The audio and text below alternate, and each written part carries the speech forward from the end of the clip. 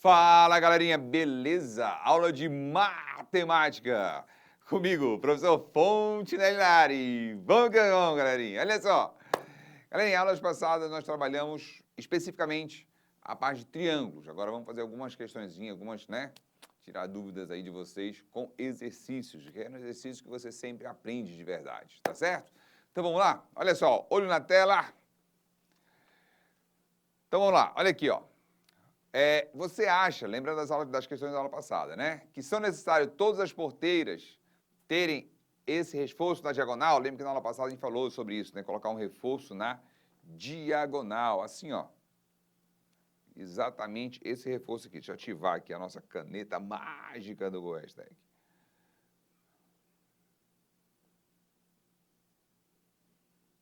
Agora sim. Então, falamos aqui, ó, justamente desse reforço aqui, né? O que acontece se você não coloca esse reforço?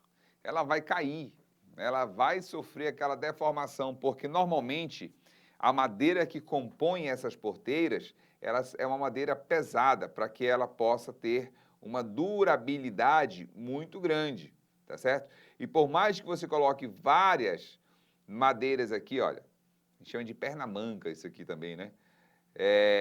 Várias madeiras dessa aqui, ó, na horizontal, não consegue manter por muito tempo essa estrutura. Então, você tem que ter um material lá na diagonal, tá certo? Vamos lá, então? Olha lá. E aí você tem a outra pergunta. Observe que as diagonais colocadas sobre a porteira dividem sua forma retangular em dois triângulos.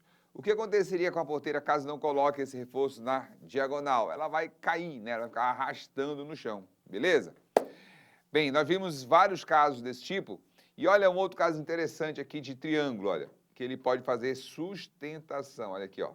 Né, a gente viu o banquinho, isso aqui também é tipo de banquinho, um tipo de banquinho também, né? Só que esse caso aqui é mais interessante, que ele vai fazer uma sustentação contrária, né? Não deixando essa haste aqui, olha, descer. Ela não desce, por quê? Porque tem um triângulo aqui sustentando esse cara, tá certo? Vamos lá, então? Alguns exemplos que nós já, né, chegamos até a falar, olha, de novo aqui, ó, o que é isso? São treliças, né? Deixa eu pegar aqui de novo. São triângulos, forma o que a gente chama de treliça, ó. Esse cara aqui, ó. São triângulos, novamente, que distribui a carga desse cara. Se não tiver esses triângulos, o que acontece? A tendência é que bem no meio, cadê? Deixa eu colocar uma cor aqui que apareça, né? Deixa eu ver se vai aparecer essa cor aqui. Bem no meio, não, tá horrível. Bora ver essa daqui. Bem no meio aqui, olha, faça um peso aqui, ele caia, principalmente no meio, tá certo? Que é onde você vai ter maior esforço. E você tem outros triângulos também, que aqui é um teatro. Me parece muito Teatro da Paz, esse teatro, né? Eu acho que é, com certeza. Teatro da Paz lá de Belém. Ora, como é que não conhece, né? Então vamos lá, olha só. Vamos lá para as aplicações de fato, né? Exercises. Vamos lá, atividade de verificação. Então, bora ver, olha só. Relembrando o que nós acabamos de falar nessa aula e na aula anterior, beleza? Então, olha só.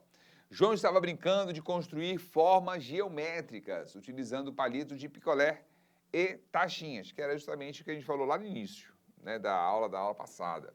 Observe as formas que ele construiu e responda as perguntas abaixo. Qual a forma construída por João que apresenta uma estrutura rígida? Ora, é claro que é a forma 1, que ela não sofre deformação facilmente. Por mais que ela sofra deformação, ela vai continuar sendo um triângulo. Como podemos tornar rígidas as formas geométricas com estruturas flexíveis? Utilizando o quê, galera? Aqui no 2 é flexível, certo? Utilizando o quê? Diagonais, tá certo? Tem até um exemplo aqui, ó. Aqui, ó.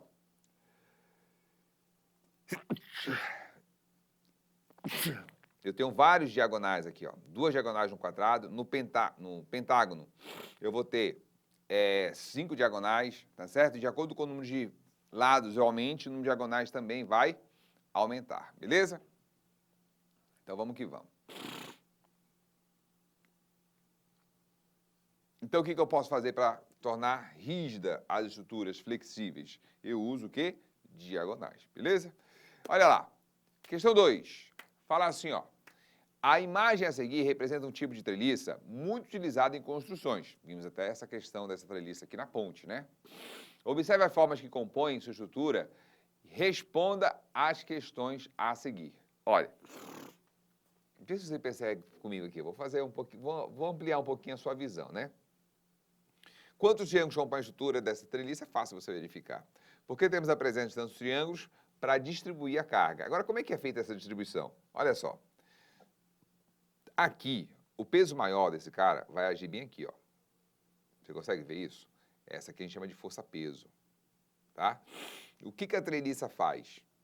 A treliça, aqui, olha, ela vai puxar esse cara para cima e vai jogar essa carga para esse ponto aqui, ó. Ou seja, ela tira o peso do meio da ponte. Deu para entender a jogada? E aí ela pega aqui, olha, e aí isso aqui é bacana porque é uma coisa lá de aplicação lá da engenharia, né? Aí, beleza, ele vai pegar essa força, vou colocar aqui em roxo, transfere para esse ponto. Aí o que acontece? Esse ponto vai aplicar uma força bem aqui, ó. Só que o que eu tenho do lado? Outra treliça, formando um triângulo. Essa outra treliça, olha o que ela faz. Ela vai puxar a carga para cá, ó, para esse ponto, né? Vai transferir essa carga para esse ponto.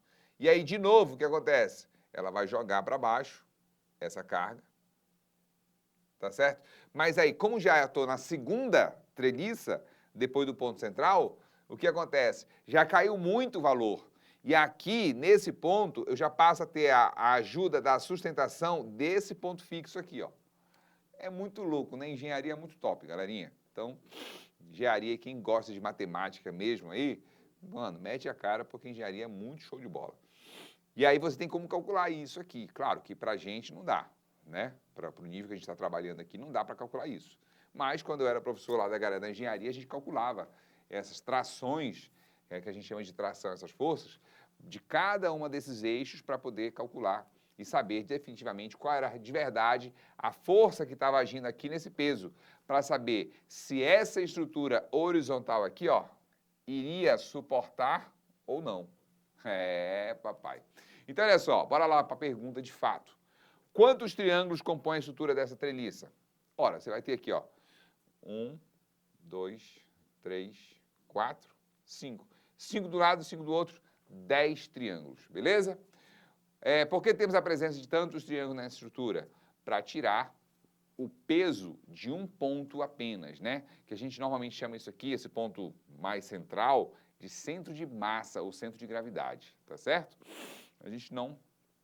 Para tirar esse peso desse ponto apenas, porque se houver algum problema ou ficar muito pesado nesse ponto, ocorre a ruptura da ponte. Aí eu tenho que colocar as treliças para compensar esse peso lá no meio, ok? Vamos lá para 3. Essa 3 aqui é interessante, olha lá. Um fazendeiro irá construir uma porteira para o seu sítio.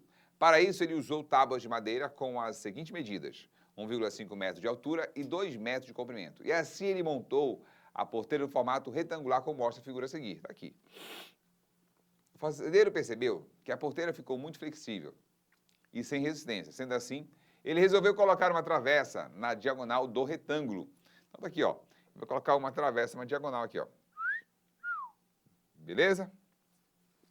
Com base nessas informações, é correto afirmar que, letra A, de amor ardente, fala assim: a tábua que será colocada na diagonal da porteira deverá ter exatamente 1,5 metros. Nunca, né, mano? Olha, como é que isso aqui, esse cara aqui vai chegar lá na outra ponta? Jamais, né?